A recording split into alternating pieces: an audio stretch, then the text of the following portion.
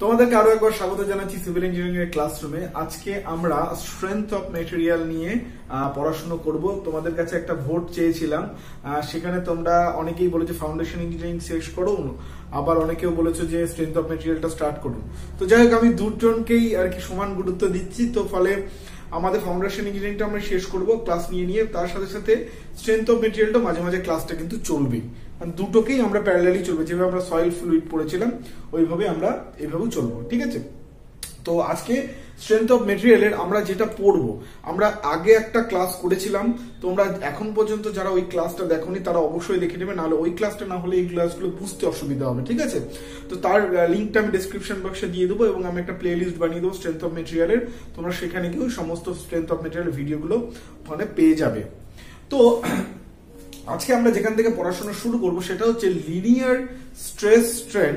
Linear stress strain যে relationship, সেগুলো আমরা বিভিন্ন ধরনের সেকশনের ক্ষেত্রে, বিভিন্ন মেটেরিয়াল কনজাংশনের ক্ষেত্রে, অ্যামালগামেশনের ক্ষেত্রে কিভাবে ইউজ করি, তার প্র্যাকটিক্যাল কিভাবে আমরা তার বিভিন্ন ব্যাপারগুলোকে আমরা দেখি, সেই জিনিসগুলোকে নিয়ে আমাদের আলোচনা। এবং এগুলো থেকে কিছু কিছু প্রবলেমস যারা তোমরা যারা ক্লাসে আছো, মানে আর কি ডিউরিং দ্য কোর্স আছো, বিটেক করছো তাদের জন্য, বা যারা কি বলো ডিপ্লোমা পড়ছে তাদের জন্য এই অঙ্কগুলো বা এই ফর্মুলেশন গুলো দরকার পড়বার জন্য। আর যারা তোমার হচ্ছে চাকরির প্রিপারেশন নিচ্ছ তাদের জন্যও দরকার। তাদের জন্য হয়তো ডিরাইভেশন দরকার পড়বে না, ফর্মুলাগুলোকে মাথায় রাখতে হবে বা জিনিসটাকে মাথায় রাখতে হবে, কেন কি প্রশ্নগুলো এখান থেকে আসতেই পারে, ঠিক আছে?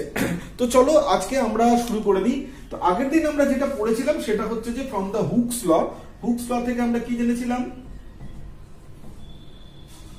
হুকস ল থেকে আমরা জেনেছিলাম যে up to the limit of proportionality, proportionality limit অবধি কি হয় না, স্ট্রেস ভ্যারিজেস স্ট্রেন হয়, ঠিক আছে? স্ট্রেস ভ্যারিজেস স্ট্রেন হয়, ঠিক আছে?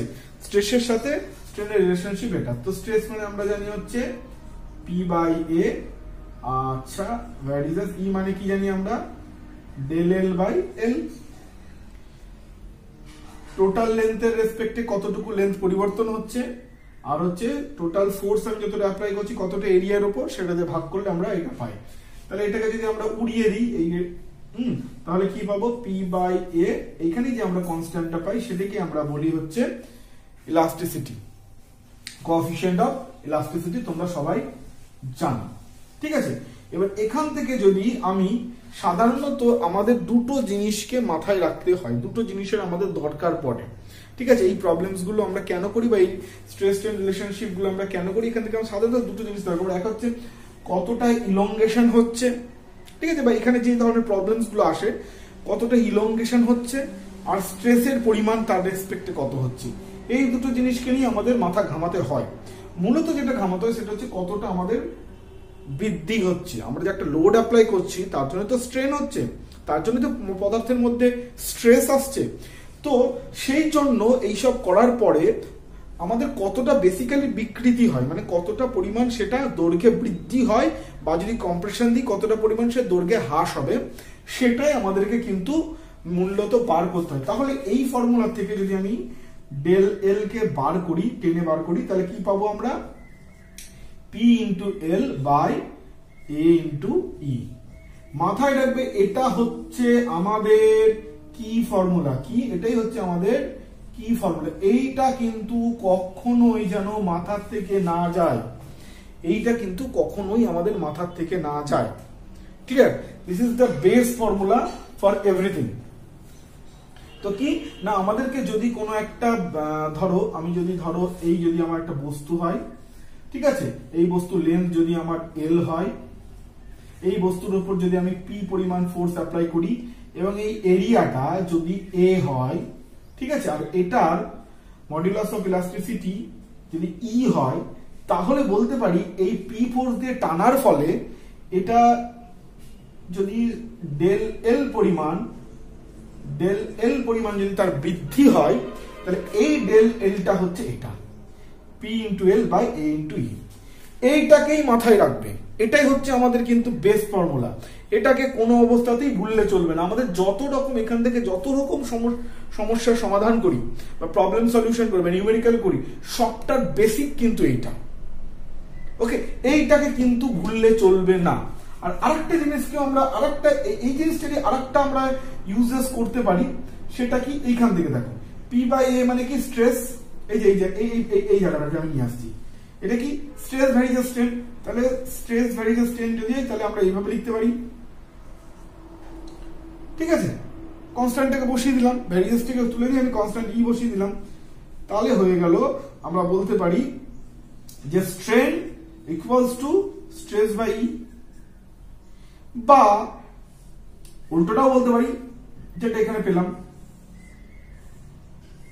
তাহলে এই দুটোরও আমরা কিন্তু ব্যবহার করতে পারি আমাদের প্রবলেম সলভের জন্য। এবার হচ্ছে প্রবলেম কি হতে পারে? প্রবলেম হতে পারে, দেখো আমরা এখানে কি করেছি, একটা মেটেরিয়ালের লোহা, একটা লোহার বার নিয়েছি, ঠিক আছে, এবং সেই মেটেরিয়ালটাকে আমরা পি পরিমাণ বল দিয়ে টেনেছি। এবার এরকমটা তো প্র্যাকটিক্যালি এত সোজা একটা সিম্পল জিনিস তো হয় না, তাই না? তো ইন প্র্যাকটিক্যালের ক্ষেত্রে কি হয়, প্র্যাকটিক্যালের ক্ষেত্রে যে সমস্যাগুলো আসে বা যে প্রবলেমস গুলো আসে সেগুলো কি, মেইনলি আমরা যেইভাবে ক্যাটাগরাইজ করতে পারি বা যেই প্রকারগুলো পাই সেগুলো আগে বলি তোমাদেরকে। প্রথম কথা, আমরা একটা মেটেরিয়াল পাই না, আমরা পাই কি অনেকগুলো মেটেরিয়াল পরস্পরের সাথে কানেক্টেড হয়ে রয়েছে। এরকম অবস্থায় কোনো একটা বস্তুর উপর বল প্রয়োগ হচ্ছে, ঠিক আছে। মানে তোমরা যে কোনো জায়গায় ধরো, তুমি কি বলবো, যদি তুমি নাগরদোলায় কখনো চেপেছো, মেলায় এলে মেলায় নাগরদোলায় চেপেছো, সেখানে অনেকগুলো স্টিলের মেটেরিয়াল থাকে, ঠিক আছে। এবার তুমি যখন নাগরদোলার উপর ঝুলছো, এবার তোমার এই যে ফোর্সটা, সেটা কিন্তু শুধুমাত্র ওই একটা মেটেরিয়ালের উপর যায় না, প্রথমে একটা মেটেরিয়াল, তারপর তার সাথে কানেক্টেড আরেকটা মেটেরিয়াল, তার সাথে কানেক্টেড আরেকটা মেটেরিয়াল, এইভাবে টোটাল সমস্ত মেটেরিয়ালগুলোর মধ্যে কানেকশন হয়ে যায়। অর্থাৎ দেখতে পাচ্ছ যে ইন প্র্যাকটিক্যালে কি হয়, একটা মেটেরিয়ালের উপরই ফোর্স অ্যাপ্লাই হয় এরকমটা কিন্তু হয় না। অনেকগুলো মেটেরিয়াল সিরিয়ালি কানেক্টেড থাকতে পারে, বিভিন্ন সেকশনের মেটেরিয়াল পরস্পর কানেক্টেড থাকতে পারে, এই ধরনের ব্যাপারগুলো হয়। তাহলে বুঝতে পারছি আমরা এতক্ষণ যেটা জানলাম একদম সিম্পল হুকস লকে অ্যাপ্লাই করে এক্ষুনি যেটা আমরা তৈরি করলাম, সেটা হচ্ছে কি, যদি একটা মেটেরিয়াল হয় সিম্পল, তার একটাই সেকশন হয়, তারপর আমি একটা বল দিয়ে টানছি, ইন দ্যাট কেস আমরা এইভাবে করতে পারি। কিন্তু ইন প্র্যাকটিক্যালি সেটা হয় না। কিরকম তাহলে ইন প্র্যাকটিক্যালি কিরকম কেস হতে পারে, আমি তোমাকে একটা বলি, বোঝাই। ধরো এরকম একটা মেটেরিয়াল, যে তিনটে মেটেরিয়াল পরপর কানেক্টেড আছে, ঠিক আছে। ধরো এটা লোহা, এটা ধরো ব্রাস, এটা ধরো কপার, হ্যাঁ, লোহা ব্রাস কপার, তিনটে মেটেরিয়াল কানেক্টেড আছে। এক্ষেত্রে কি দেখো, এক্ষেত্রে যে জিনিসটা হচ্ছে সেই জিনিসটা হচ্ছে হয়তো তিনটেরই সেকশনটা সমান, অর্থাৎ কি সমান, এ গুলো সমান, ঠিক আছে। লেন্থ গুলো ভ্যারি করতে পারে, নো প্রবলেম। আবার এরকম হতে পারে, আবার তোমার এরকম হতে পারে যে লেন্থ গুলো সমান, আবার লেন্থ গুলো ভ্যারি করতে পারে। আবার এরকম হতে পারে যেখানে ধরো তিনটে বার কানেক্টেড আছে, তাদের তিনটের এ আলাদা, এটা সাপোজ যদি A1 হয়, এটা যদি A2 হয়, এটা হবে A3, ঠিক আছে। হতে পারে এখানে লেন্থ গুলো ধরো সবার সমান। আর প্রথম কথা, যেহেতু তিনটে আলাদা আলাদা মেটেরিয়াল, আমি বলেই দিয়েছি আগে, সেই কারণে তিনটেকে কানেক্ট করা হয়েছে। তো ইন দ্যাট কেস আমরা কি বলবো, এগুলোর ই আলাদা, এটার E1, এটার E2, এটার E3, ঠিক আছে। এটার ক্ষেত্রেও তাই, তিনটে মেটেরিয়াল আলাদা আলাদা হতে পারে। তাহলে যে জিনিসটা বোঝা যাচ্ছে সেটা হচ্ছে যে ইন প্র্যাকটিক্যাল সিচুয়েশন একটা বার কানেক্টেড হয় না, অনেকগুলো বার পরস্পরের সাথে কানেক্টেড থাকতে পারে, তারা ডিফারেন্ট মেটেরিয়ালের বার কানেক্টেড থাকতে পারে, তাদের কি হতে পারে, সেকশন গুলো অর্থাৎ এরিয়াগুলো এক হতে পারে, আলাদাও হতে পারে। ওকে, বিভিন্ন রকম কেসেস হতে পারে। এটা ধরো রেক্ট্যাঙ্গুলার বার না হয়, ধরো সার্কুলার বার হতে পারে, ঠিক আছে। Anything can happen. Okay, but কি আমরা যেটা বুঝবার চেষ্টা করছি, ভালো করে বোঝো সিভিল ইঞ্জিনিয়ারিং কনসেপ্ট থেকে, যে আমরা এরকম যদি কোনো কম্পোজিট বার হয় বা পরপর বারগুলোকে যদি অ্যামালগামেশন করা থাকে, ইন দ্যাট কেস আমাদের নজরিয়াটা কি হবে, আমরা কিভাবে সেগুলোকে সলভ করব।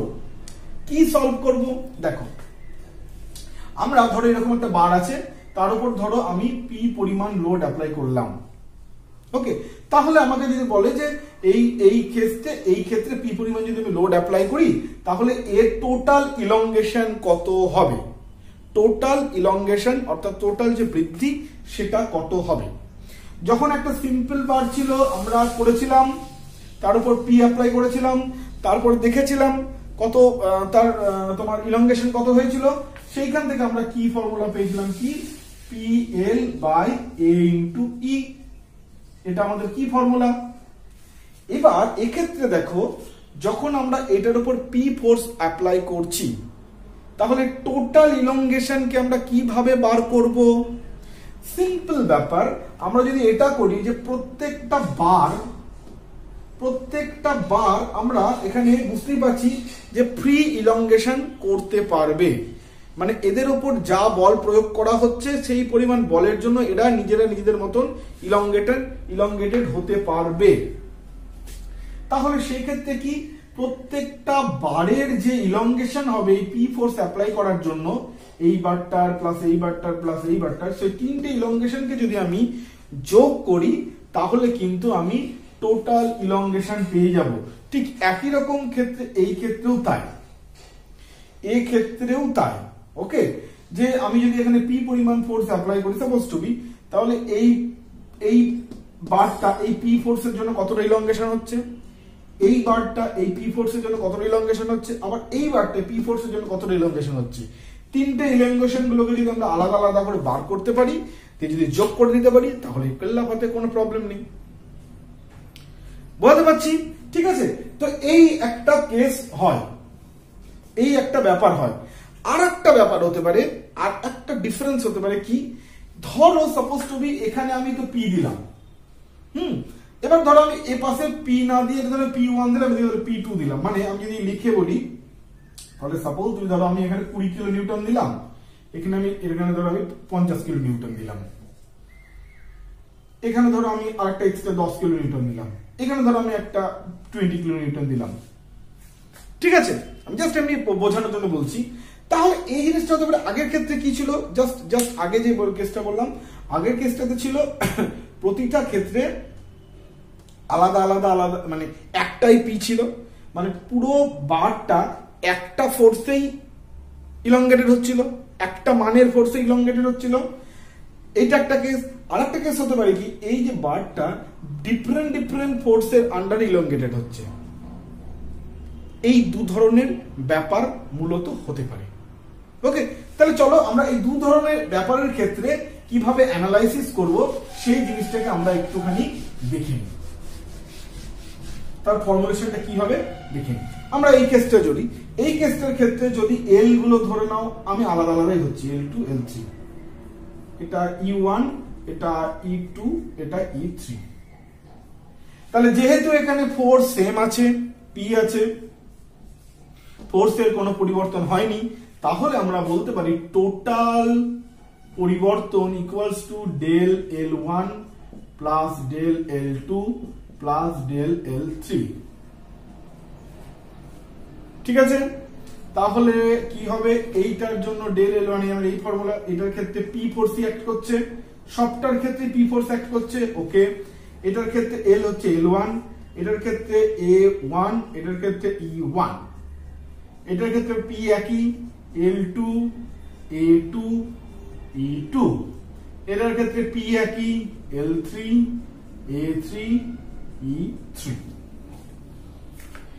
তোমার কাছে সমস্ত ডেটাগুলো নোন, কত পরিমাণ ফোর্স অ্যাপ্লাই করা হচ্ছে সেটা নোন, এর L1 কত সেটা নোন, এর A1 কত সেটা নোন, E কত কোন মেটেরিয়াল ইউজ করছে তার উপর দাঁড়িয়ে তার E হয় সেটা তোমার জানা আছে। তাহলে প্রত্যেকটার ক্ষেত্রে আলাদা তুমি ইলংগেশন বার করে নাও, তিনটে ইলংগেশনকে যোগ করে দাও, টোটাল ইলংগেশন বেরিয়ে যাবে। এসেন্সটা বুঝতে পারছো আশা করি, যে আমরা কিভাবে অঙ্কগুলোর দিকে এগোচ্ছি বা কিভাবে এই যে কম্পোজিট বারগুলোর প্রবলেমস গুলোকে আমরা কিভাবে আস্তে আস্তে সলভ করছি সেটা আশা করি বুঝতে পারছো। ওই কনসেপ্টটাকে বোঝো, এই ডেটাগুলো তো নিউমেরিক্যাল ডেটা, ক্যালকুলেটরে পুট করবে, যেরকম দেবে বার করে নেবে, খুব একটা বড় ব্যাপার নয়। আচ্ছা, এবার হচ্ছে সেকেন্ড কেসটাতে চলে আসি।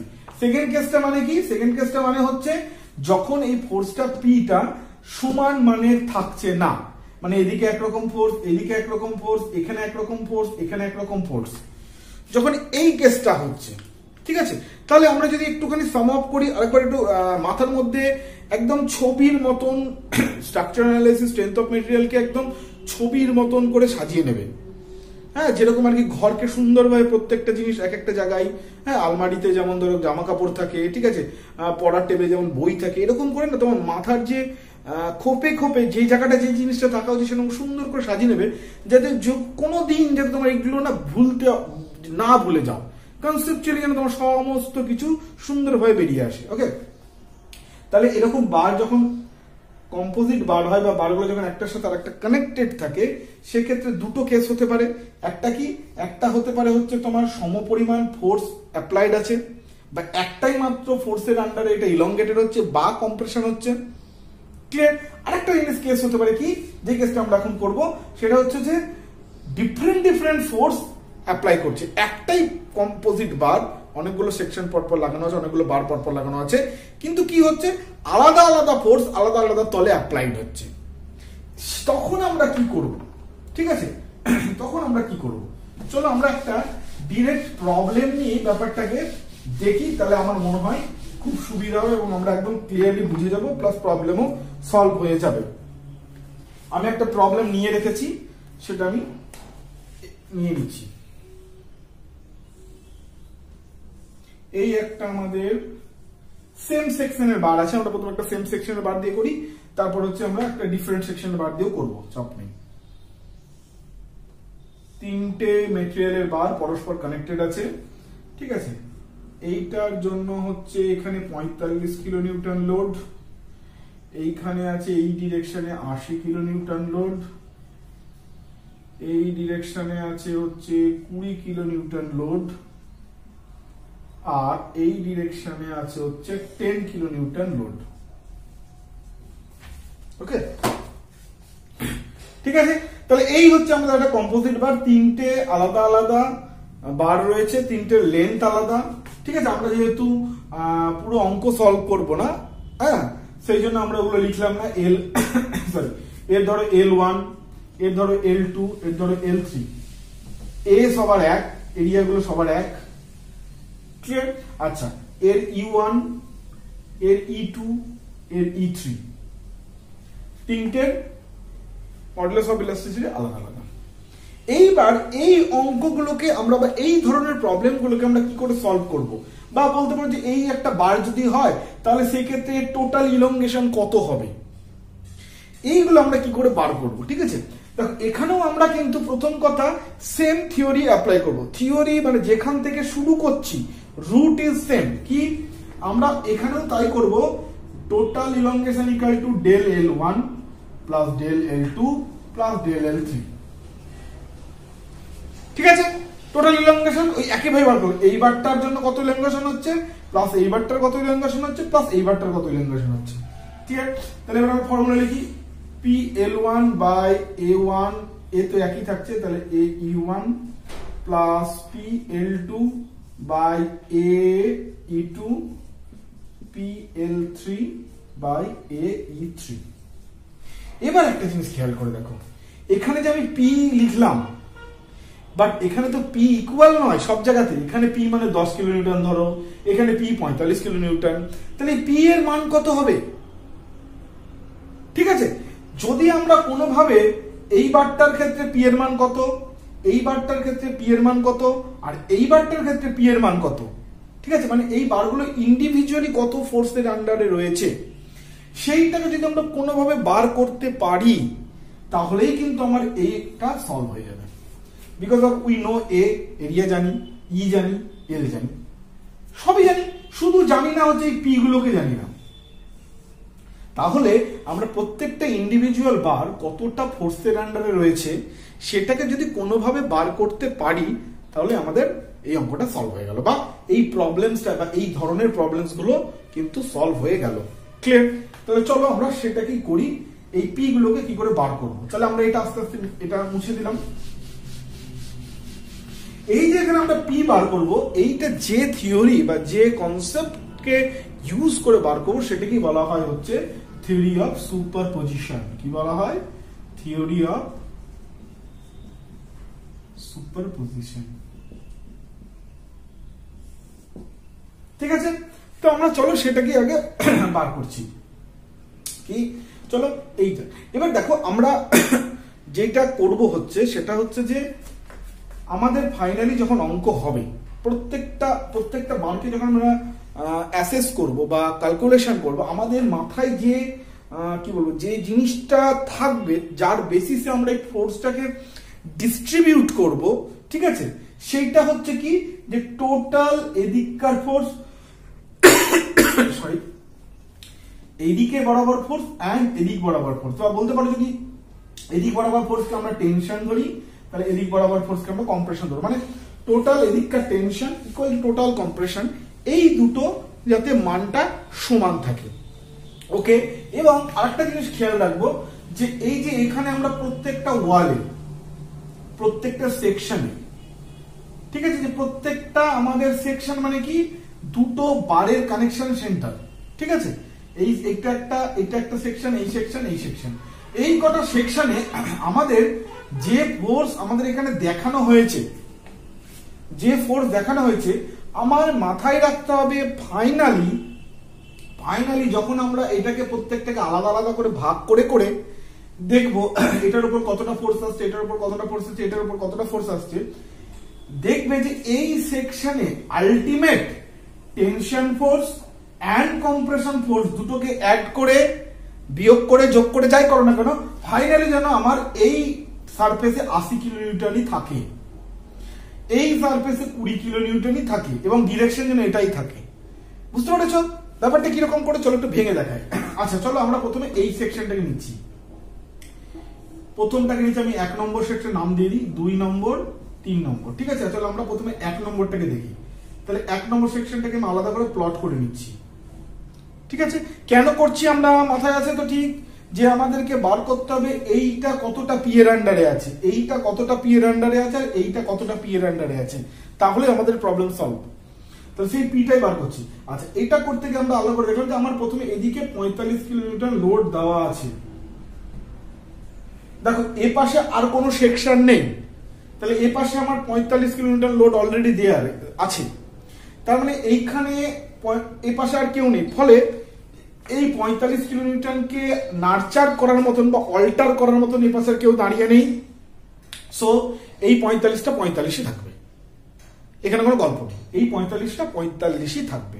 ওকে, তাহলে এবার একটা জিনিস মাথায় রাখতে হবে যে কোনো একটা বার যদি এ পাশে 45 থাকে, ডেফিনেটলি এই পাশেও তোমাকে 45ই থাকতে হবে।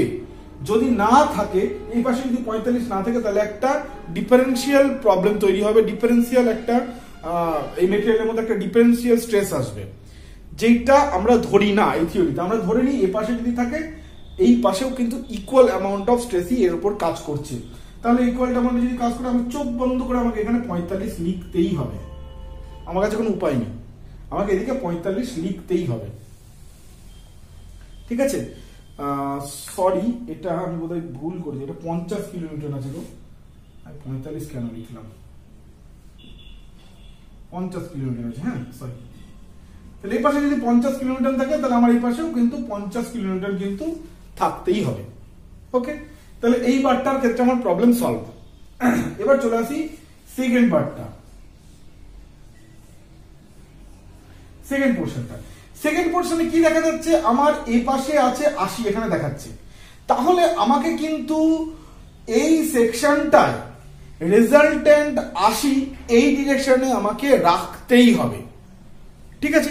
এবার এক্ষেত্রে তুমি দেখো এই সেকশনের এই পার্টটাতে অলরেডি এদিকে 50 এসে গেছে, কারণ কি এই সেকশন আর এই সেকশন তো একই, আমি শুধু জাস্ট ভেঙে করেছি আলাদা, কিন্তু এই মালটার এই মালটা তো একই। তাহলে এইখানে এই যে সরি 1 এবং 2 নম্বর বারের মাঝখানে যে কনজাংশন সেকশন, সেই সেকশনে এই জায়গাটাতে 1 নম্বর বারের জন্য অলরেডি এদিকে আমার 50 চলে এসেছে। আমার এখানে দরকার কত, এদিকে দরকার হচ্ছে আমার 80, তার মধ্যে আমার অলরেডি 50 এদিকে চলে এসেছে। তার মানে ডেফিনেটলি এখানে বারটাকে যদি আমার ব্যালেন্স কন্ডিশনে থাকতে হয়, স্ট্রেস ব্যালেন্স কন্ডিশনে যদি থাকতে হয়, তাহলে ডেফিনেটলি আমাকে এই ডিরেকশনে 30 এখানে ফোর্স থাকতে হবে। যদি আমি এখানে 30 রেখে দিই তাহলে দেখো দুটো এই ডিরেকশন মিলে কত হলো, এই ডিরেকশন টোটাল 80 হলো। Yes there is 80 kilonewton. বুঝতে পেরেছো? তাহলে এদিকে আমার 30 কিলোমিটার লোড থাকতে হবে এই ডিরেকশন, তাহলে ডেফিনেটলি এদিকেও তাই হবে 30 কিলোনিউটন। ক্লিয়ার? আচ্ছা, এবার চলে আসি আমাদের থার্ড সেকশনটা। থার্ড সেকশনের ক্ষেত্রে কি হচ্ছে, থার্ড সেকশনের ক্ষেত্রে আমার এদিকে 30 কিলোনিউটন আছে। থার্ড সেকশনের ক্ষেত্রে আমরা এখানে করে নিচ্ছি মানে 2 আর 3 নম্বর সেকশনের মাঝখানটার জন্য কি আছে, আমার এদিকে 30 কিলোমিটার, এই যে এই সেকশনটা এই সেকশনটা তো সেম, এদিকে আমার 30 অলরেডি আছে, তাহলে আমি অলরেডি এদিকে 30 করে নিই, 30 আমার আছে। আচ্ছা, এদিকে আমার লাগবে কত, 20, এদিকে আমার রেজাল্টেন্ট লাগবে হচ্ছে 20, কিন্তু আমার আছে 30, তাহলে 10 বেশি আছে, এদিকে 10 বেশি আছে, তাহলে এটাকে আমাকে 20 করতে গেলে কি করতে হবে, আমার এদিকে 10 দিতে হবে। এদিকে যদি 10 দিই তাহলে এদিকে 30 মাইনাস এদিককার 10, তাহলে 20 থাকছে রেজাল্টেন্ট। ইয়েস, তাহলে আমাকে কি করতে হবে, এদিকে 10 দিতে হবে। চলো দিয়ে দিলাম এদিকে 10, তাহলে ডেফিনেটলি এদিকেও 10 হবে। দেখো এইখানে দেখো 10 আছে কিনা, ইয়েস এখানেও দেখো 10ই দিয়েছে আমার প্রবলেমে। তাহলে তোমার এটা কিন্তু ক্রস চেকও হয়ে গেল যে ইয়েস আমি এইভাবে ভাঙাটা ঠিক হয়েছে। এই প্রবলেমটাকে অনেকে সলভ করে কি বলতো, এই পার্টটাকে আগে করে নেই, এই পার্টটাকে পরে, এই দুটো পার্টকে আগে করে নেই, দিয়ে মাঝেটাকে করে। আমি বলবো তোমরা এদিক থেকে একে একে করতে যাও, তাহলে লাস্টের যখন 10 কিলোমিটার তোমার চলে আসবে সেম ভাবে, বা লাস্টেরটা যখন সেম চলে আসবে তখন তুমি বুঝে যাবে যে তোমার এই ভাঙাটা কিন্তু একদম এক্স্যাক্টলি হয়েছে। ওকে, না হলে কি হবে, তুমি এটাকে আগে করলে এটাকে আগে করলে, এই 10 মিলিয়ে দিলে, মানে এইটারটা মিলিয়ে দিলে এই পাঁচটা মিলিয়ে দিলে, যে মাঝখানে কোনো একটা কিছু ভুল হলে তুমি কিন্তু ধরতে পারবে না। So it is my suggestion যে তুমি এই দিক থেকে একদিক থেকে করতে করতে যাও, ফাইনালি যেটা আসবে সেটা তুমি কিন্তু ক্রস চেক করে নিতে পারবে। যেমন এখানে আমরা 10 কিলোমিটার ক্রস চেক করে নিতে পারলাম। ওকে, তাহলে দেখো আমরা যেই জন্য প্রবলেমটা সলভ করা শুরু করেছিলাম, বা যেই অ্যাঙ্গেল দিয়ে প্রবলেমটা সলভ করা শুরু করেছিলাম, সেটা কি, এই 1 নম্বর বার কত ফোর্সের আন্ডারে রয়েছে, 2 নম্বর বার কতটা ফোর্সের আন্ডারে রয়েছে, এবং 3 নম্বর বার কতটা ফোর্সের আন্ডারে রয়েছে, এবং আমরা সুন্দরভাবে কিন্তু সেটা বার করে ফেললাম যে 1 নম্বর বার হচ্ছে 50 কিলোমিটার ফোর্সের আন্ডারে রয়েছে, 2 নম্বর 30। তাহলে এবার আমাদের সেই যে ফর্মুলা, কি ফর্মুলা ছিল, সেই formula del L equal to হচ্ছে P1 L1, আমি আলাদা আলাদা ধরি, AE1, P2 L2 AE2, P3 L3 AE3। এখানে আমাদের বাকি সবগুলো নন, শুধু P আননোন ছিল, তাহলে P1 এখানে আমি বসাবো 50 কিলোনিউটন, এখানে P2 বসাবো 30 কিলোনিউটন, এখানে P3 বসাবো 10 কিলোনিউটন।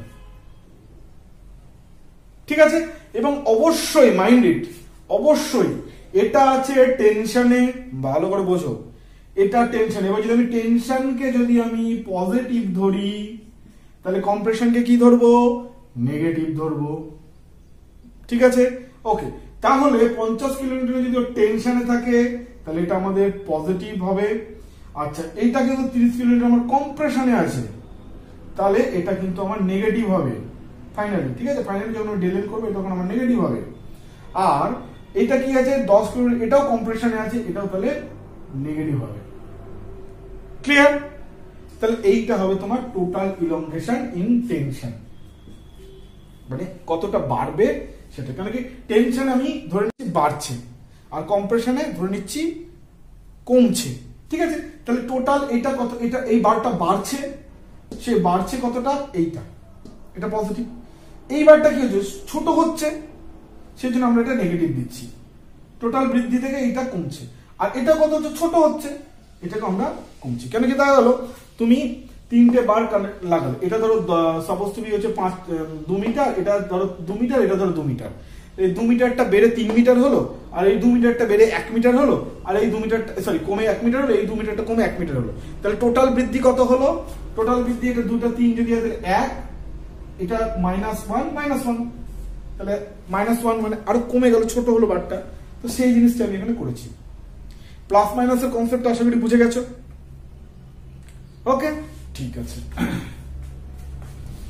তাহলে থিওরি অফ সুপারপজিশন কি ইউজ করে, ঠিক আছে, আমরা এই প্রবলেমগুলোকে সলভ করতে পারি এবং কিভাবে করি তার একটা আমি নমুনা বা একটা প্রবলেম সলভ করে এখানে দেখলাম। আশা করি তোমাদের এই প্রবলেম মানে এই ধরনের কনসেপ্টটা বুঝে গেছো, আর কোনোদিনও কোনো এই দুটো বার কম্পোজিট ভার্সের প্রবলেমগুলো আর তোমাদেরকে ঘাটাবে না। চলো আরেকটা প্রবলেম, এই ধরনের আরেকটা প্রবলেম আমরা একটু সলভ করে দেখি, তাহলে একদম মানে আর কোনোদিনও কোনো এই জায়গা থেকে সমস্যা হবে না। এই প্রবলেমটা লিখে নিন।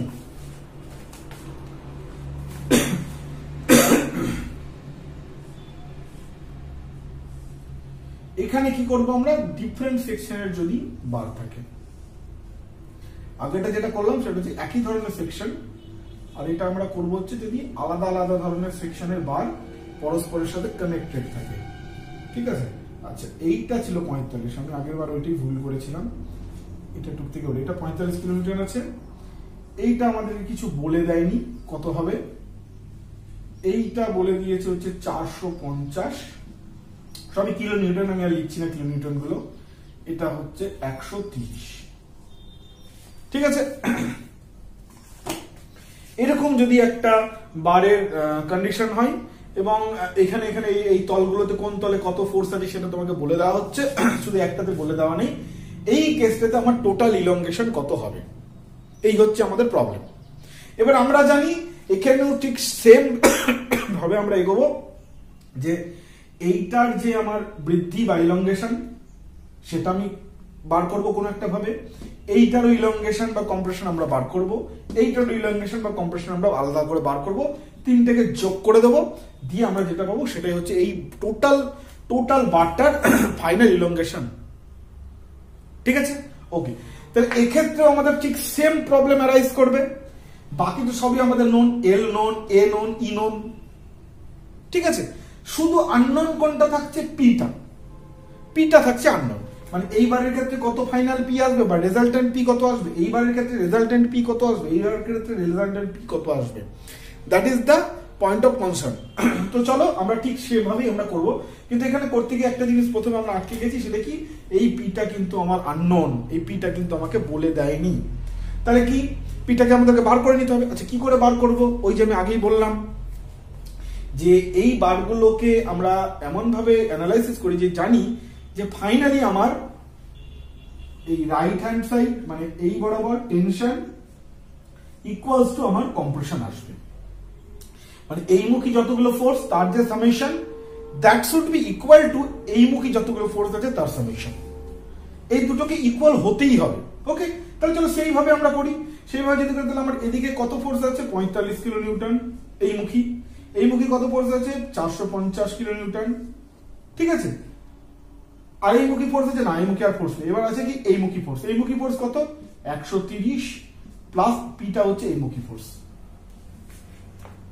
ক্লিয়ার, তাহলে এখান থেকে আমরা যদি সলভ করি তাহলে পি পাবো কত, 450 প্লাস 45 হচ্ছে কত 495, 495 মাইনাস 130।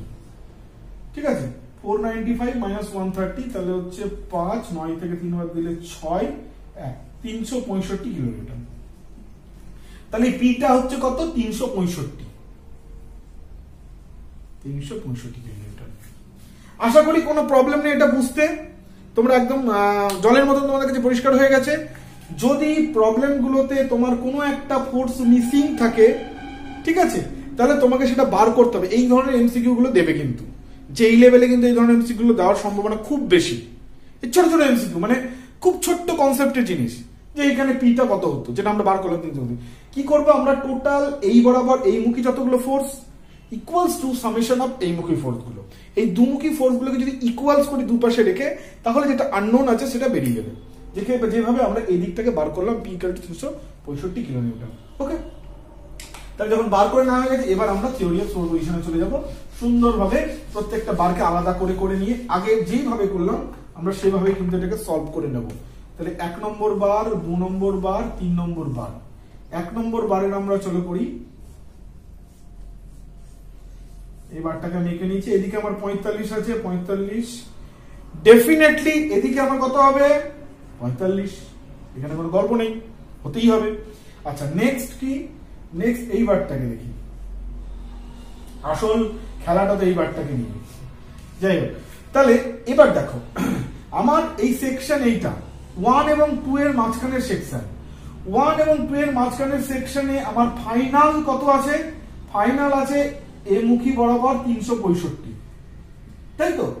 ফাইনাল আমার এই মুখী বরাবর 365 কে থাকতে হবে। ভালো, তাহলে এবার আছে কত এখানে?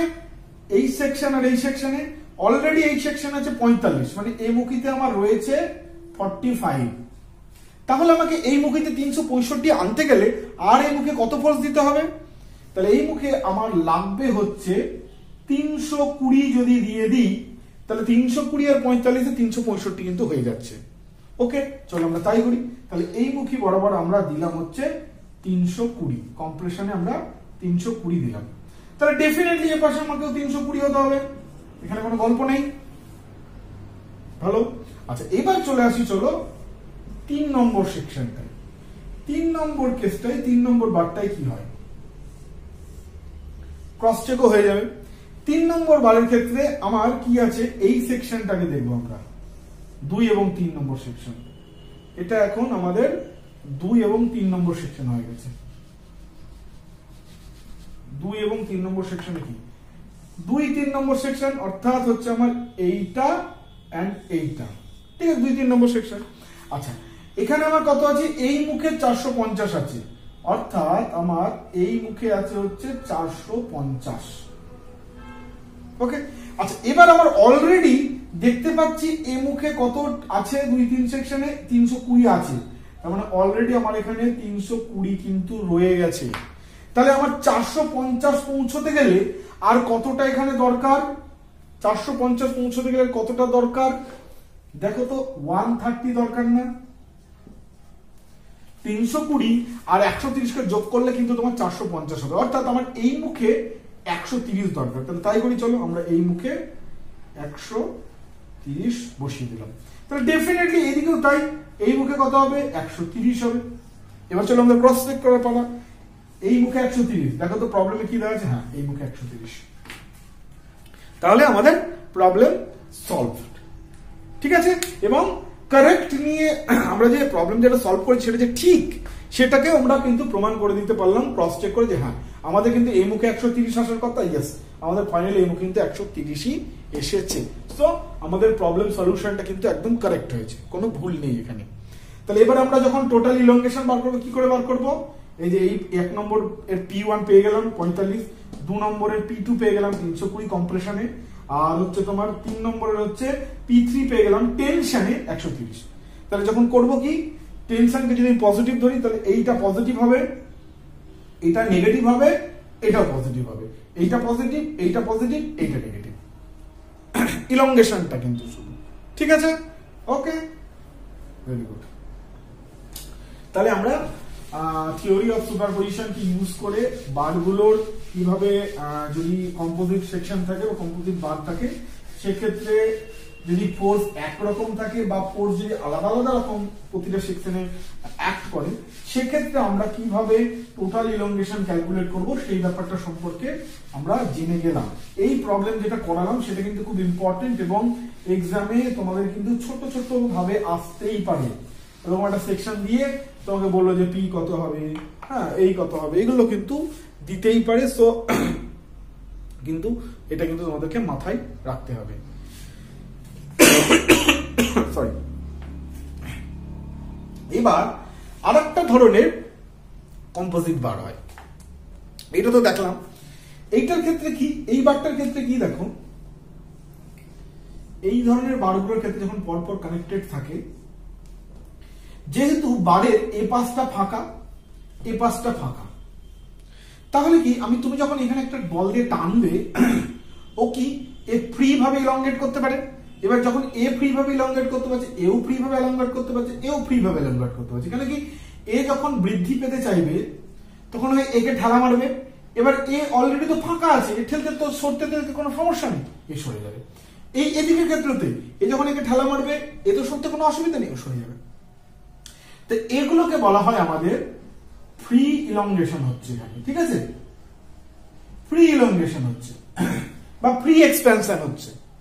বাট আর এক ধরনের বার হয় যেগুলো কিন্তু কম্পোজিট বার হয়, যেগুলো কিন্তু ফ্রি ইলংগেশন বা ফ্রি এক্সপানশন হয় না। সেগুলো কি, ধরো আমি এরকম করে এটা একটা রিজিড দেওয়ালের সাথে আমি দুটো বারকে কানেক্ট করে রেখেছি এবং এদিকটাও ফিক্সড, এদিকটাও ফিক্সড, ঠিক আছে। এখানে আমি একটা ধরো লোহার প্লেট লাগিয়ে রেখেছি, মানে কি ও কি বলবো, এবার ধরো এ যদি এটা যদি ধরো লোহা হয় আর এটা যদি কপার হয়, তাহলে বুঝতে পারছি যখন তাপ দেবো কপার বেশি বাড়তে চাইবে, লোহা কম বাড়বে, ঠিক আছে।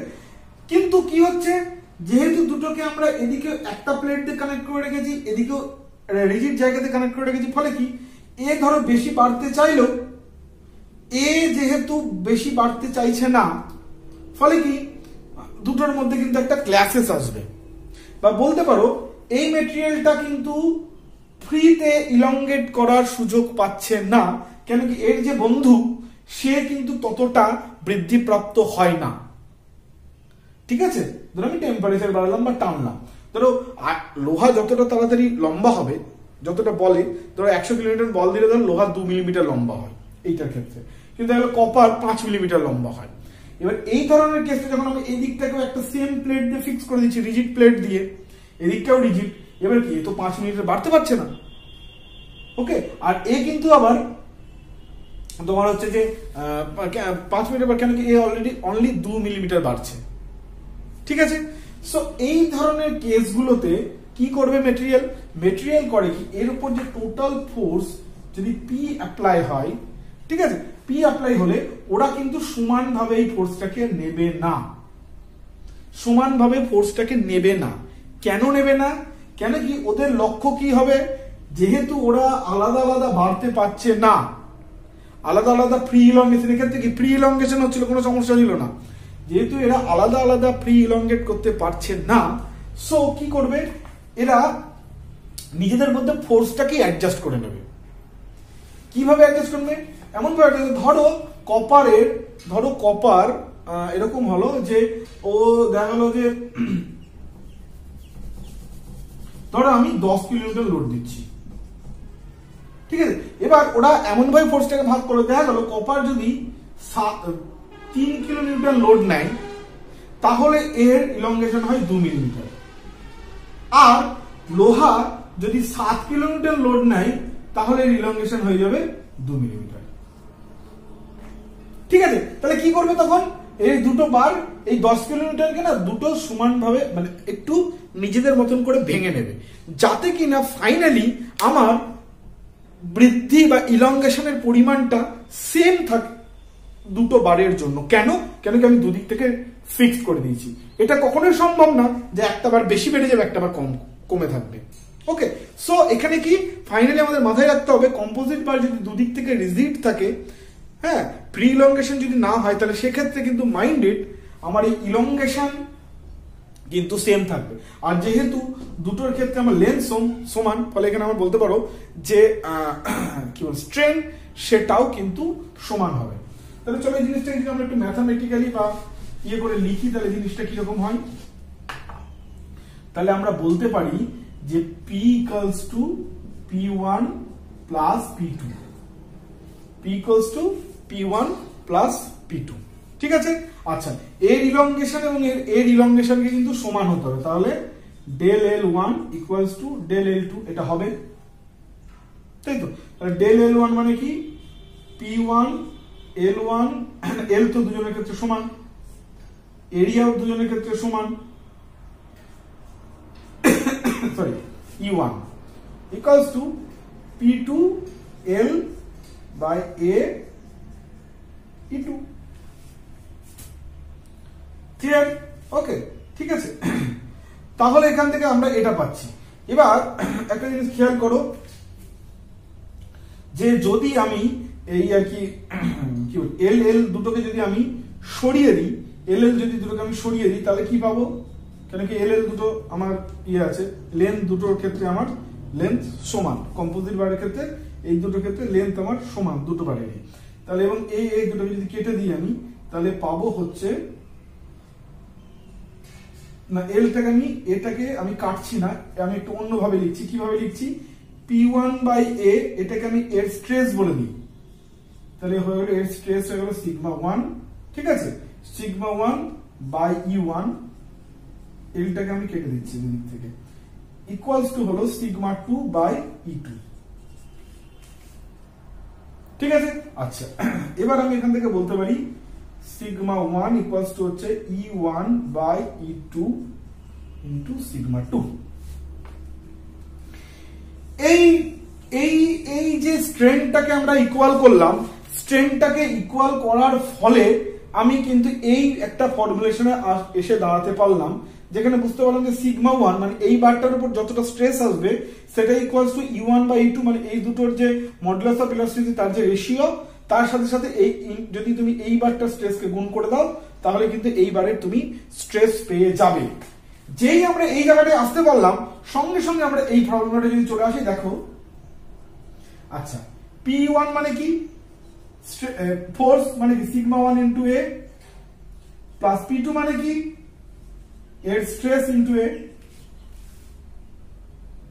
ক্লিয়ার?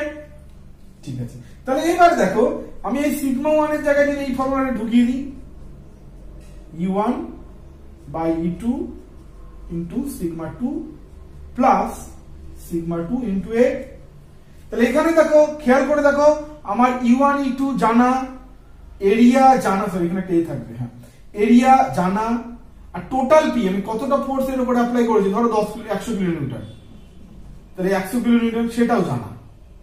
তাহলে সবকিছু এখানে আননোন, শুধু সরি সবকিছু নোন, শুধু আননোন কোনটা, সিগমা 2।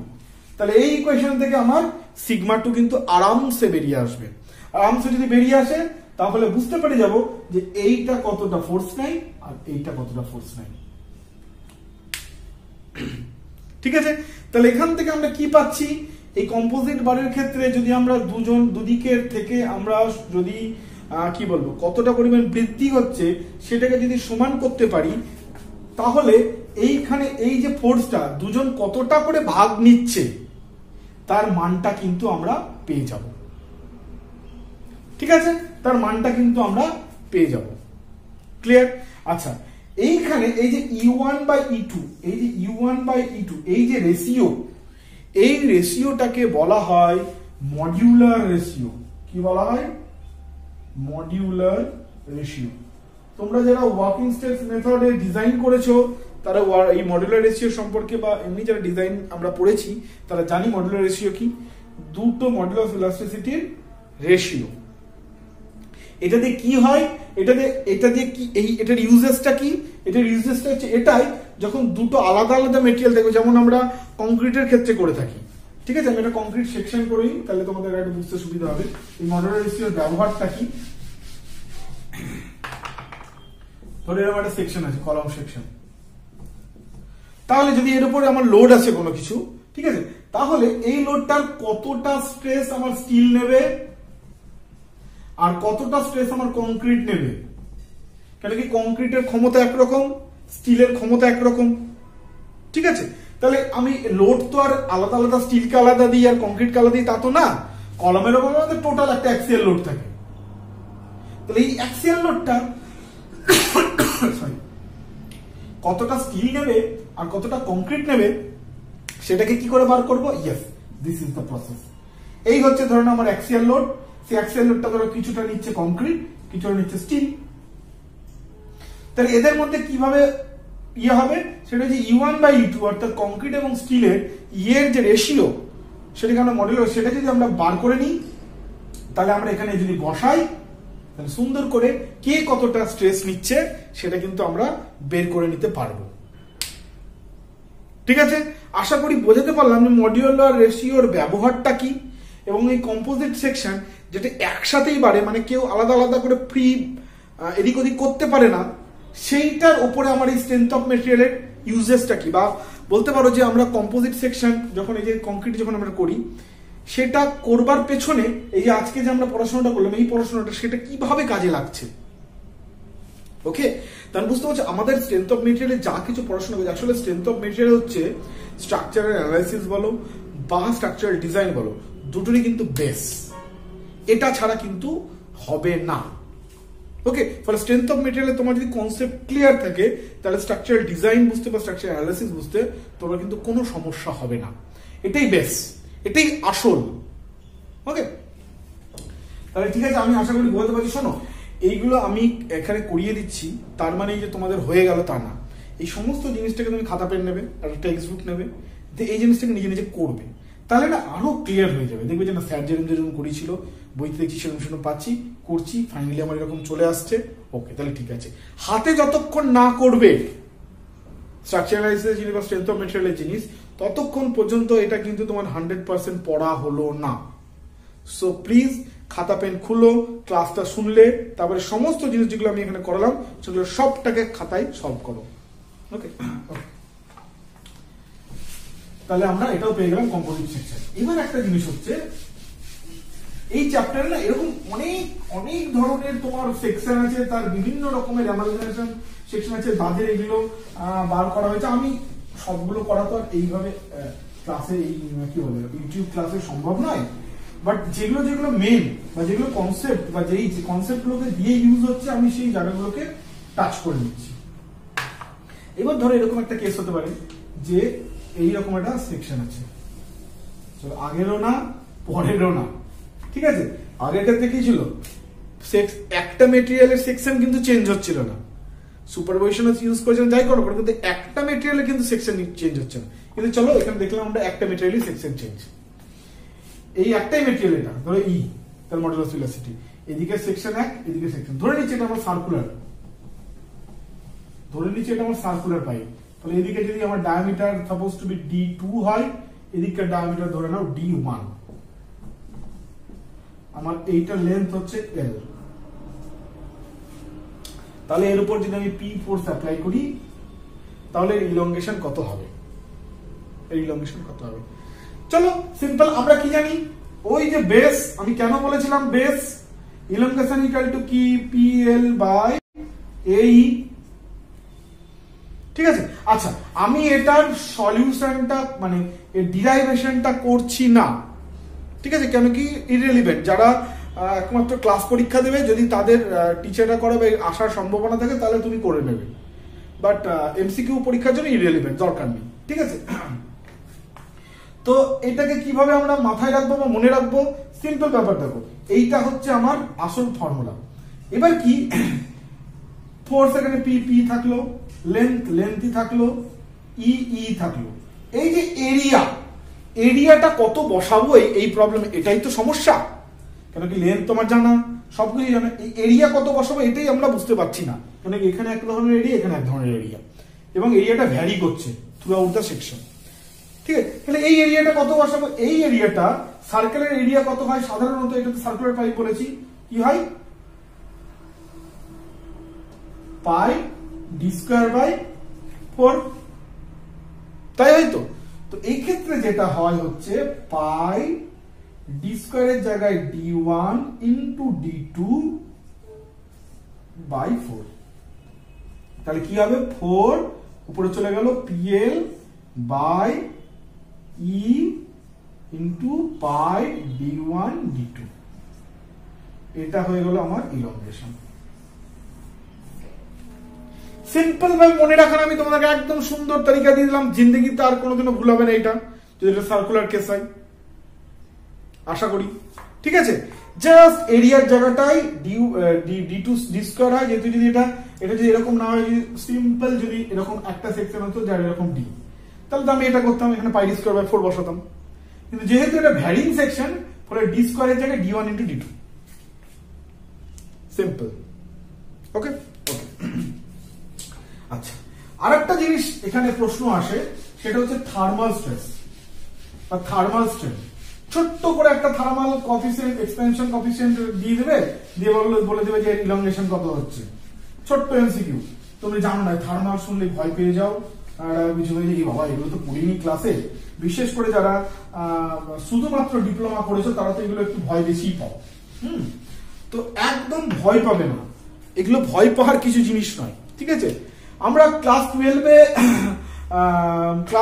যখন আমরা থার্মাল এক্সপেনশন পড়েছিলাম কোনো মেটেরিয়ালের বা মেটালের, তখন আমরা জেনেছিলাম যে কোনো যদি একটা মেটালকে যদি তুমি টেম্পারেচারের ডিফারেন্স টিতে দাও, হ্যাঁ মানে আগে ধরো 10 ডিগ্রি টেম্পারেচারে ছিল, এবার তুমি আরো 30 ডিগ্রি বাড়ালে মানে 40 ডিগ্রি করলে, তাহলে যে টেম্পারেচারের যে ডিফারেন্স এটা কত হলো, এখন 40 ডিগ্রি, আগে ছিল 10 ডিগ্রি, তাহলে 30 ডিগ্রি কমালে বাড়ালে, তাহলে এই যে টেম্পারেচার ডিফারেন্সটা যদি 30 ডিগ্রি হয়, টেম্পারেচার ডিফারেন্সটা যদি টি হয়, এটার লেন্থ যদি এল হয়, ইনিশিয়াল লেন্থ মানে যখন 10 ডিগ্রিতে ছিল তখন যদি লেন্থ এল হয়, তাও এবং এর যদি থার্মাল কোএফিসিয়েন্ট যদি আলফা হয়, থার্মাল কোএফিসিয়েন্ট যদি আলফা হয়, তাহলে এই 30 ডিগ্রি টেম্পারেচার বৃদ্ধি করার জন্য এর টোটাল লেন্থের বৃদ্ধি কত হবে, মানে ডেল এল কত হবে, এই ডেল এল হবে হচ্ছে alpha into L into T. এটা আমাদের কিন্তু মাথায় রাখতে হবে, এটাই হচ্ছে আসল গল্প। যদি এল পরিমাণ একটা ধাতু হয়, এই টিটা কি টেম্পারেচারের ডিফারেন্স, কিন্তু এটা নয় কিন্তু যে এখন 40 ডিগ্রি আছে এরকম না, কত আগে কত ছিল ইনিশিয়াল কন্ডিশনে, পরে কত হলো, তার যে পার্থক্য সেটা হচ্ছে টি। আলফা হচ্ছে তো এটা, আর লেন্থ হচ্ছে ইনিশিয়াল লেন্থ, আগে যখন টেম্পারেচার তুমি বাড়াওনি তখন লেন্থ কত ছিল, ইনিশিয়াল লেন্থ। তাহলে এইটা হচ্ছে বৃদ্ধি alpha into L into T. তাহলে যদি স্ট্রেন বলি, স্ট্রেন মানে কি ডিভাইডেড বাই ইনিশিয়াল লেন্থ, এটা কিন্তু স্ট্রেন বলি, তাহলে স্ট্রেন হয়ে যাবে alpha into L into T by L, L L কেটে গেলে তাহলে হচ্ছে alpha into T, alpha into T হচ্ছে এর স্ট্রেন। তাহলে এর উপর কত স্ট্রেস আসছে, স্ট্রেস মানে আমরা কি জানি, E into strain, modulus of elasticity into strain, তাহলে কি E into alpha into T, এটা হচ্ছে স্ট্রেস।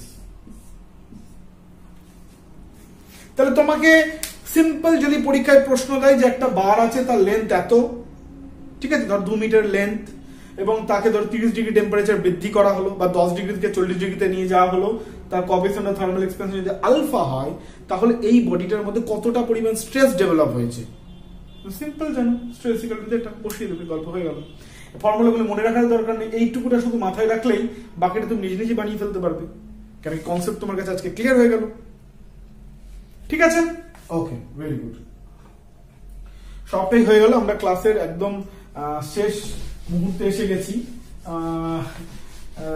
অনেকটা হয়ে গেছে এই ক্লাসটা, তো এতটা বেশি লেন্থ হয়ে গেলে আমার ইউটিউবে আপলোড করতে খুব অসুবিধা হয়, তো আমি ফলে আর ওটা করাচ্ছি না। তো আমি নেক্সট যেদিন ক্লাসটা করবো, নেক্সট ক্লাসটাই আমি যেটা করাবো সেটা হচ্ছে যে আজকে তো আমরা শুধু লিনিয়ার এক্সপেনশন দেখলাম, নেক্সট ক্লাসে আমরা লিনিয়ার শুধু না, কেন কি দেখো যখন আমরা একটা মেটেরিয়ালকে এভাবে টানছি, ও তো শুধু লংগিচুডালি বাড়ে না, তার সাথে পার্শ্বীয় ভাবে কমে যায়, এটা তো জানি। তো সেইগুলোকে পয়জন রেশিও, তার ভলিউমে কি স্ট্রেন আসছে, এগুলোকে নিয়ে আলোচনা করবো। এবং আরেকটা ইম্পর্টেন্ট জিনিস যেটা আজকে আমার পড়ানোর কথা ছিল, কিন্তু যা লেন্থ হয়ে গেছে, তারপরে আর যা টাইম হয়ে গেছে, এটা তো আজকে আর করা যাবে না, সেটা হচ্ছে সেলফ ওয়েটের জন্য কতটা বস্তু ইলংগেশন হয়। ওকে, সেটা আমি নেক্সট দিন করাবো। প্লাস হচ্ছে ভলিউমেট্রিক স্ট্রেন ধরবো, ভলিউমেট্রিক স্ট্রেন কমপ্লিট হয়ে গেলে, স্ট্রেন এনার্জি এই চ্যাপ্টারটা কমপ্লিট হয়ে গেলে, তখন আমি শিয়ার ফর বেন্ডিং মুভমেন্টে ঢুকবো।